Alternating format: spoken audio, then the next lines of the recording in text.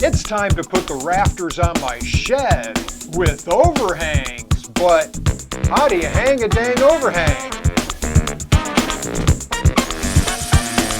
Oh, I'm Mike, and what did I do now? Frame the roof of my shed. The walls were pretty easy to design and build. It's just a box. The roof has angles and stuff.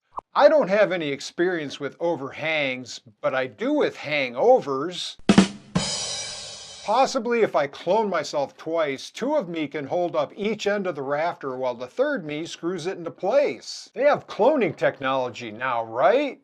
Let's do overhangs. 90% of shed rot happens in two places: the bottom plate, where rain splashes back up from the ground, and door and window headers, where the rain runs down the siding and seeps into the cracks. Rain is the #1 enemy of a long-lasting shed, and overhangs are the best protection. I've already built gusseted rafters assemblies in this video. In this video, I'll show you how I solved the problem putting them up myself. Not only the overhangs, but the interior rafters and the fascia boards. As I show the process of putting up the roof frame, you're going to see just the base without panels. Then it will be panels on the side walls, then on the front walls, then you'll see it painted. I'll go over the panels in a future video, but the only way to show the roof framing as a single video was to show things out of order. Kind of like the Star Wars movie series. Wait, did I just compare my shed series to Star Wars? No, you did. At this current point in time in our Shed Continuity Universe, or SCU, the shed panels are installed on the sides. Wait, did I just compare this video to the Marvel Cinematic Universe? No, you did. The diagonal supports are still in place to keep the frame square. The first rafter is lifted into place to be mounted. This ain't gonna work. I clamped a couple of boards to the top plates to use as my deadmen. A deadman is a temporary prop that acts like a second set of hands. With the rafter clamped to the deadmen, I drilled holes vertically through the rafters, then capped them to the top plate with 4-inch construction screws. The deadmen were transferred to the rear and the process repeated for the back rafter assembly. The inner rafters needed slightly more complicated deadmen. I screwed 2 boards together, squared up, then clamped them to the plate. The rafter can then be clamped, drilled, and screwed into place. Look at that lovely crack running through my oversized bird mouth. Doesn't that just warm your heart? Anyway, I generally prefer screws over toenailing because it's easier to undo mistakes. Not that I make any mistakes, like the fact that toenailing is actually the proper structural method, as nails have better shear resistance. The process was repeated with the middle inner rafter, and the third rafter is set. The rafter assemblies are on 24-inch centers. 16-inch centers is a waste of time and money for a utility shed. 24 inches will be strong enough to park a car on. Don't believe me? Here's my Mustang parked on my completed roof.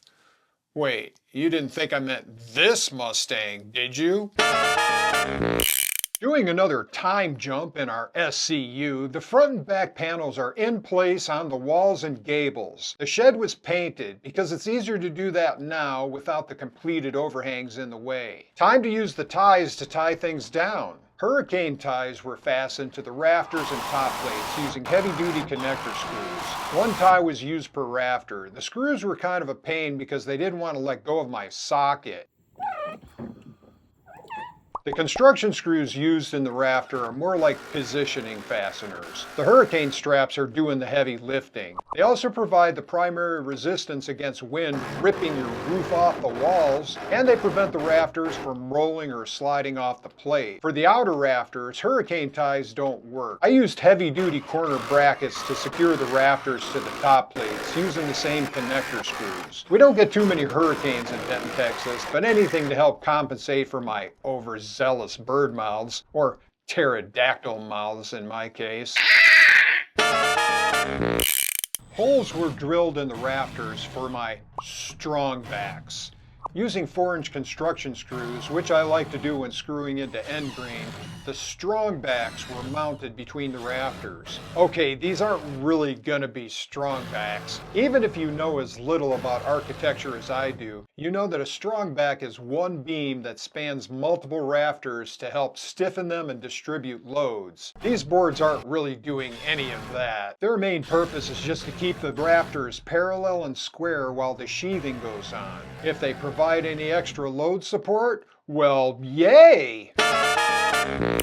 I didn't cut the ends of my rafters on an angle so that they would be plumb. You would want to do that if you're hanging gutters, but for now the challenge is how to hold up a 10-foot fascia board while mounting it. I fabricated a couple of simple hook-type deadmen and clamped them into place. A 10-foot 2x4 is laid on the deadmen, adjusted to be on center. The board is fastened on the end rafters with a 4-inch construction screw. Between the rafter placement and the lack of fascia board straightness, the alignment is not quite right. The deadman boards were clamped down to fix the alignment, then fastened into place. Then repeated for the other two rafters. Then the whole process was repeated on the other side. Now the fun part, how to suspend the overhangs in midair while I mount them to the gable facing. The partial solution is that the fascia boards are there and the rafters can set on them. The secret sauce is a couple of cleats to hold them up. The cleats are basically 2x6s to hold the rafter vertically with a stop block screwed on to hold the rafter horizontally. Meanwhile, the rafters will be mounted to the gable face with 10-inch blocks to form the ladder frame. A mark every 16 inches was made for each block, although a typical ladder frame is a 24-inch span. Nailing the block didn't really work. It needs to be drawn tight with a screw. It's best to use both screws and nails here anyway, the screws for pull and the nails for shear. Toe nailing would probably be a good idea here. 3 more blocks were added to the other side. Holes were drilled in preparation of the screws. Using a block of wood to keep the ladder rungs flush with the top of the rafter, they are mounted first with a 4-inch construction screw, then followed up with nails. The rafter assembly can now be set into place. No clones necessary. I love it when a plan comes together. Yes, there are birds' mouths on my overhang rafters. No, there shouldn't be. Leave me alone. There are gaps to deal with, but they all look pretty reasonable. 2 nails were put on one end, but the other end was a little twisted. Using a large C-clamp for leverage, I twisted the rafter until it was squared up and then popped in a couple of nails. Now the rafters can be screwed to the ladder rungs and finished off with 2 nails each. The back went up mostly the same. The ladder rungs were all mounted, then the cleats clamped to the fascia boards. This is a good shot showing how the cleat is used to position the end of the rafter before screwing the screw. The other side was a bit twisted, so the C-clamp trick was used again. Now the difference. The back side had some alignment issues that were a little too far off and I was forced to use shims. The largest was a 1/2 inch using a sliced 2x4 and they were held in place with duct tape. The clamp block system was used to align the top edges of the rafter with the ladder rung while they were screwed into place. Finally, the outside gussets were removed so the trim could be mounted later. And the inside gussets were trimmed, both because they would show and they would get in the way of the soffits. Before showing you the final result, like this video and subscribe. And while you're at it, hit that notification button. You know what? Just hit all the buttons. Not all the buttons. Okay, now you're just doing that on purpose. The roof framing is finished and it's ready for shingles. Well, right now the shingles would just fall right through. But it's ready for sheathing, underlayment, flashing, then shingles. Notice anything missing? That's right, no rafter ties. Although I imagine it's too late and you've already left a comment. Speaking of comments, this fan wants to know where Socket is. Here's some gratuitous footage of Socket playing with his favorite toy. I got it to train him on how to clean my gutters. This'll come in real handy next fall. He's trying to get that ball out of there. Do you think I should tell him? I'm not going to tell him. He's got to figure it out himself. Oh, I've got a fan on mine. Hey, fan, did you like the video? What was that? You didn't talk about cars at all. I just want to know how to change my oil. Thanks, fan. Those missing rafter ties will make an appearance in an upcoming video, but to see what I do, or do wrong, you need to watch What Did Mike Do Now every Wednesday at noon Eastern. You saw how I installed the rafter assemblies. Make sure you watch this video on how I built them and continue on the journey of the shed cinematic universe. Wait, am I really comparing this channel to the Marvel Cinematic Universe? No. Yeah, I am.